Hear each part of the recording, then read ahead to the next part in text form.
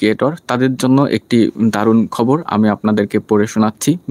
BBC news বাংলায় লিখেছে, baby park ৯০ সেকেন্ডের ভিডিও ক্লিপ যেভাবে $400 মিলিয়ন ব্যবসা গড়ে তুলেছে।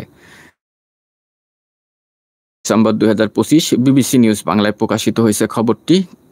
কিম মিন সিউক যখন ২০১৬ সালের জুনে ৯০ সেকেন্ডের একটি শিশুদের গানের ভিডিও ক্লিপ প্রকাশের অনুমোদন দেন, তখন তার ধারণাই ছিল না যে তিনি কি প্রকাশ করছেন।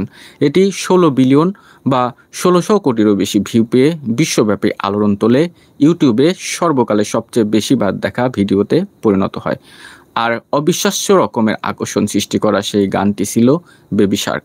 এটি কেবল ছোট বাচ্চাদেরকে মোহিত করেনি, ভিডিও ক্লিপটি স্রষ্টা পিয়ং ফং এর জন্য কয়েকশো মিলিয়ন ডলারের ব্যবসা গড়ে তোলার ভিত্তি স্থাপনও করেছেন।